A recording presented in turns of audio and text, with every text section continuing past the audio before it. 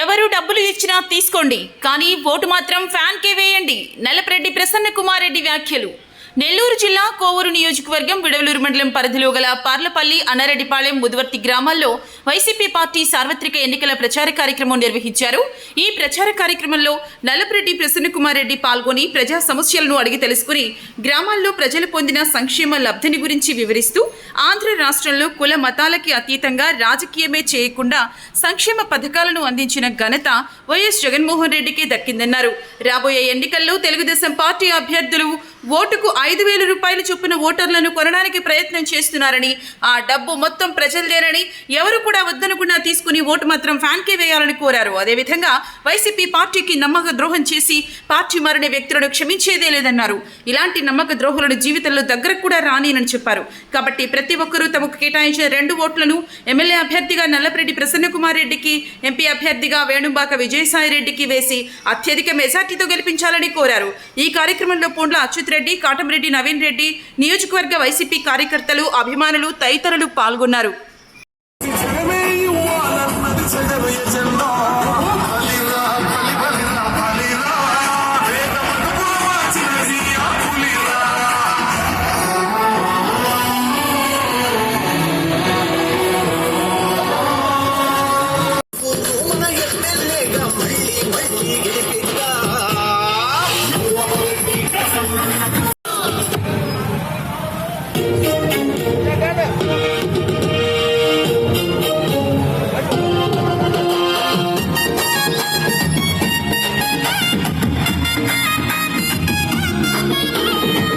కొవ్వూరు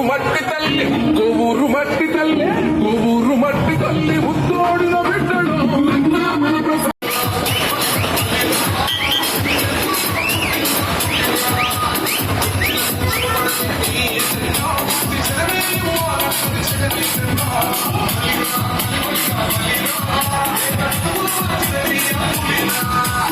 జెండాను జతకట్టడమే వారి ఎజెండా. జనం గుండెల్లో గుడి కట్టడమే మీ జగన్ ఎజెండా. పెట్టిన ప్రజల మధ్య ఉంటూ పేద ప్రజలు బాగుండాలని కోరుకున్న వ్యక్తి జగన్మోహన్ రెడ్డి గారు. ప్రభుత్వ హాస్పిటల్స్ గాని అన్ని కూడా బాగా మెరుగుపరిచి ప్రజలకు అందుబాటులోకి తీసుకొచ్చినటువంటి వ్యక్తి జగన్మోహన్ రెడ్డి గారు. ఆరోగ్యశ్రీ కార్డ్స్ విషయం తీసుకుంటే 5 లక్షలు ఉన్న దాన్ని 25 లక్షలు చేసిన విషయం కూడా మీ అందరికీ తెలుసు. సంక్షేమ పథకాల విషయంలో పార్లపల్లి గ్రామ పంచాయతీలో అర్హులైన ప్రతి లబ్ధిదారులకు సంక్షేమ పథకాల ద్వారా ప్రత్యక్ష నగదు బదిలీ డీబీటీతో అందించిన సహాయం 12,50,00,000.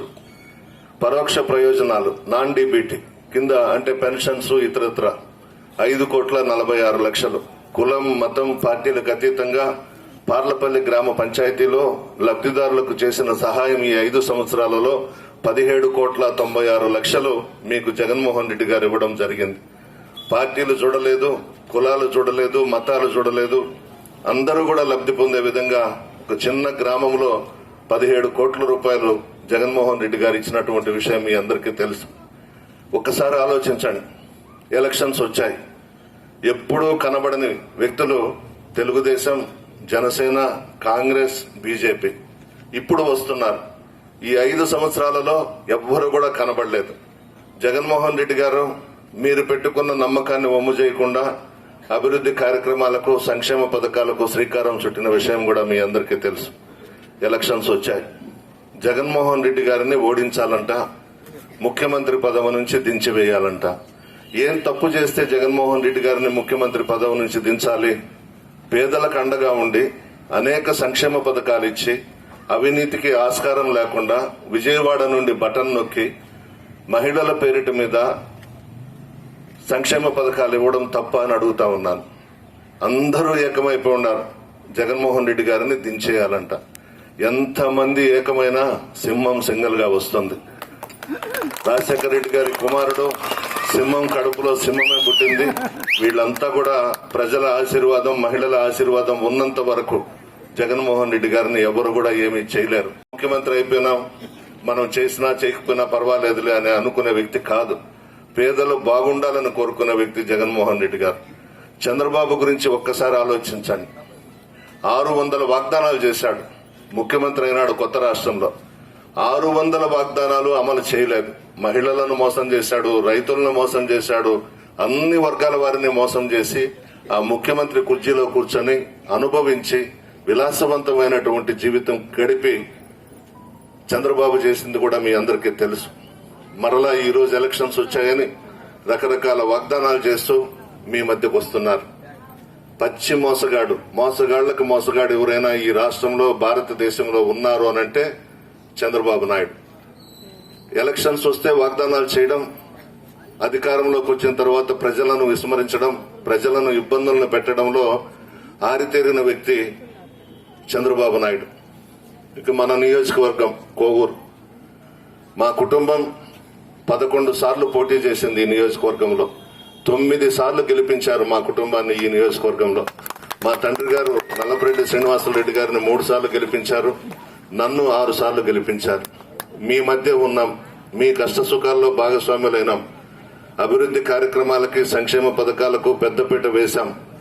ఏదో నేను ఎమ్మెల్యే అయిపోయినానని ఎప్పుడు కూడా పొగరుతో గాని గర్వంగా గాని మీతో ప్రవర్తించలేదు. మీలో ఒకటిగా, మీ కుటుంబ సభ్యుడిగా ఈ నియోజకవర్గంలో తిరిగాం, ప్రజల మధ్య ఉన్నాం, ప్రజల కష్ట సుఖాల్లో భాగస్వాములైనాం. ఒక్కసారి ఆలోచించండి. మొట్టమొదటి నుండి తెలుగుదేశం పార్టీని నమ్ముకుని ప్రతిపక్షంలో ఉండి పోరాటాలు చేసిన వాళ్ళని పక్కన పెట్టి ఒక నడమంత్రపు సిరిని తీసుకొచ్చి ఈ నియోజకవర్గంలో తెలుగుదేశం పార్టీ తరపున ప్రకటించారు. వేమిరెడ్డి ప్రభాకర్ రెడ్డి గారి సతీమణి ప్రశాంతమ్మ. ఈ వేమిరెడ్డి ప్రభాకర్ రెడ్డి ఎవరు? మొన్నటి వరకు మన పార్టీలో ఉండి రాజ్యసభ తీసుకుని 6 సంవత్సరాలు విలాసవంతమైన జీవితం గడిపి ఆయన భార్య ప్రశాంతమ్మకి తిరుమల తిరుపతి దేవస్థానం బోర్డులో మెంబర్గా వేయించి ఢిల్లీలో 4 రాష్ట్రాలకు సంబంధించి తిరుమల తిరుపతి దేవస్థానానికి చైర్మన్ గా చేయించి ఈ విధంగా పదవులు అనుభవించి 2 విషయాల్లో పార్టీని వదిలి బయటకు వెళ్లిపోయినాడు. ఒకటి, కందుకూరులో ఒక బీసీకి సంబంధించిన మదన్నని ఎమ్మెల్యే అభ్యర్థిగా పెట్టడం, నెల్లూరులో ఒక ముస్లిం మైనారిటీ సోదరుడికి టికెట్ ఇవ్వడం. ఆయన రెడ్లకు ఇవ్వమన్నాడు. మన జగన్మోహన్ రెడ్డి గారు నేను ఇవ్వను, ఒక ముస్లిం మైనారిటీ సోదరుడికి ఇవ్వాలి. 50-60 సంవత్సరాల చరిత్ర తిరగరాశాడు జగన్మోహన్ రెడ్డి గారు నెల్లూరులో ఒక ముస్లిం మైనారిటీ సోదరుడికి ఇచ్చి. అదేవిధంగా కందుకూరులో ఒక బీసీకి సంబంధించిన యాదవ్ కులానికి సంబంధించిన ఆయనకి ఇవ్వడం తప్ప అని అడుగుతా ఉన్నా. ఈ 2 సాకులు పెట్టి పార్టీని వదిలి వెళ్లిపోయినాడు. బాగా డబ్బు ఉంది, జగన్ గారిని అడ్డం పెట్టుకుని బాగా సంపాదించుకున్నాడు. కాంట్రాక్ట్స్ లో, ఆర్బిట్రేషన్ లో, అన్నిటిల్లో వచ్చారు, తిరుగుతున్నారు. బాగా డబ్బు ఎత్తుకొస్తారంటమ్మా. ఓటుకి 5,000 ఇస్తారంట. తీసుకోండి, వైఎస్ఆర్ కాంగ్రెస్ పార్టీ ఫ్యాన్ గుర్తుకు ఓటేయండి. ఎవ్వరు కూడా వద్దనద్దు. ఆ డబ్బంతా కూడా అక్రమంగా సంపాదించిందే, అన్యాయంగా సంపాదించిందే. మీ మనసుల్లో జగన్మోహన్ రెడ్డి గారు ఉన్నారు, మీ గుండెల్లో ఫ్యాన్ గుర్తుంది. మీ బిడ్డగా జగన్మోహన్ రెడ్డి గారిని ఆశీర్వదిస్తా ఉన్నారు. పోలింగ్ బూత్ లోకి వెళ్లినాక మీకు జగన్ గారు ఫ్యాన్ గుర్తు మాత్రమే గుర్తొస్తుంది. ఎంత డబ్బు ఇస్తే అంత డబ్బు తీసుకోండి, అదంతా అక్రమంగా సంపాదించిన డబ్బే. పోలింగ్ బూత్ లోకి వెళ్లిన తర్వాత మీ మనవడికి, మీ బిడ్డకి, జగన్మోహన్ రెడ్డికి ఓటేమని చెప్పి మిమ్మల్ని అందరినీ కోరుకుంటూ మేనిఫెస్టో రిలీజ్ చేశారు. 100 యూనిట్ల వరకు ఇస్తామని చెప్పి జగన్మోహన్ రెడ్డి గారు ప్రకటించడం జరిగింది. అమ్మఒడి 15,000 ఇస్తున్నాం, దానిని 17,000కు పెంచారు. పెన్షన్ విడతల వారీగా 3,000 ఇస్తామని చెప్పినాము, అదేవిధంగా 3,000 ఇస్తున్నాము.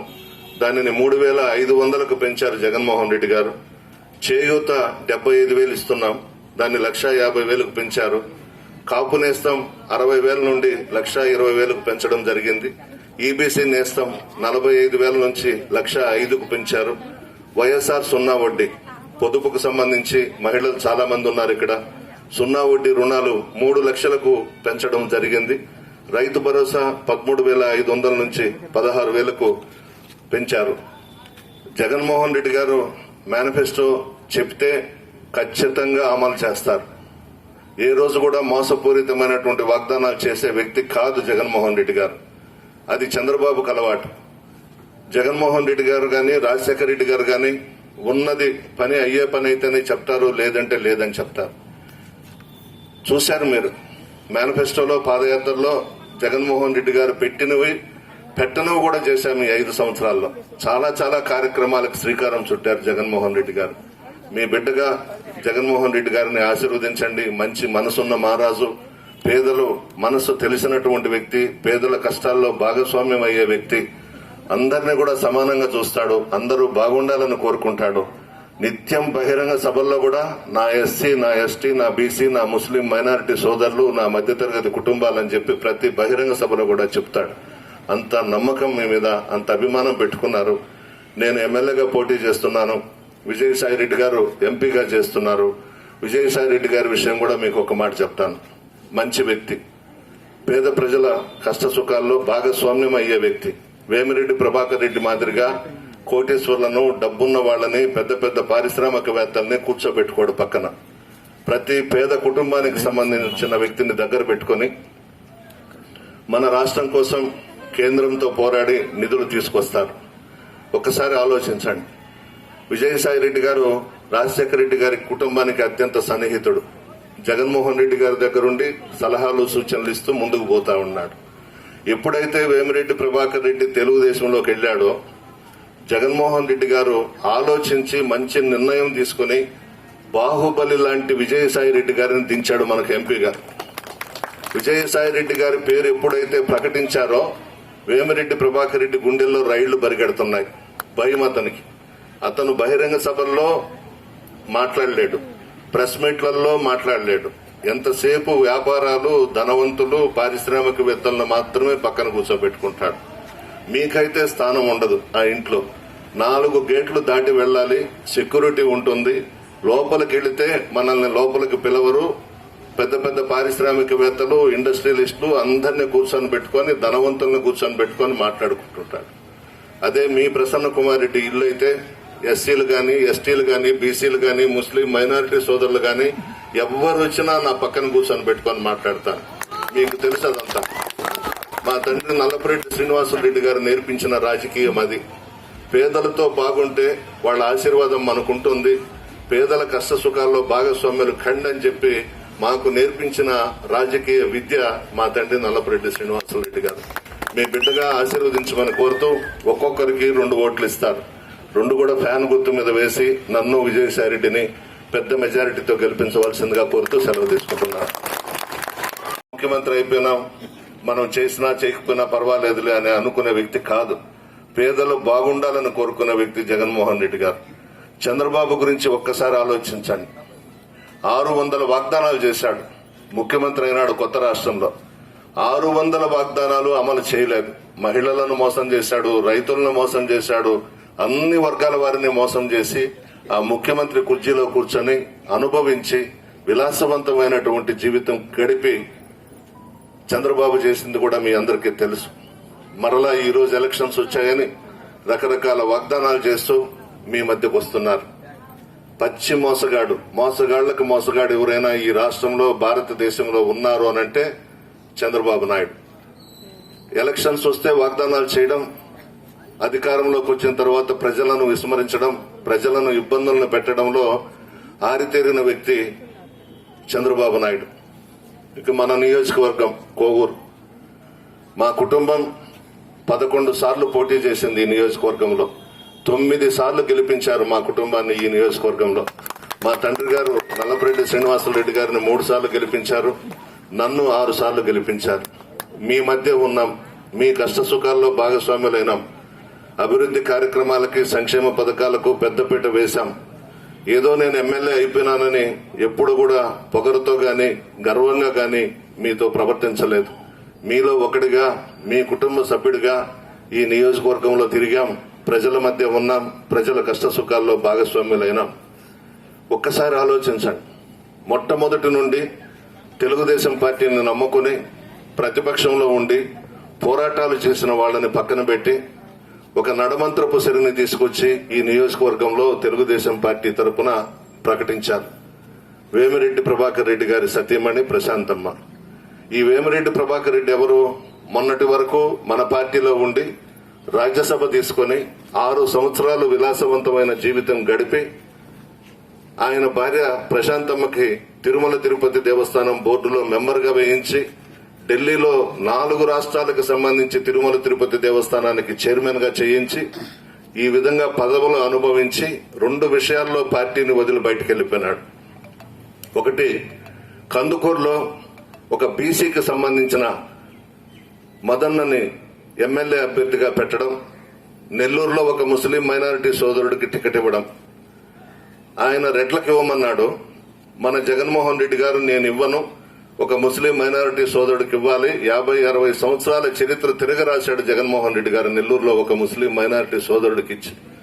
అదేవిధంగా కందుకూరులో ఒక బీసీకి సంబంధించిన యాదవ్ కులానికి సంబంధించిన ఆయనకి ఇవ్వడం తప్ప అని అడుగుతా ఉన్నా.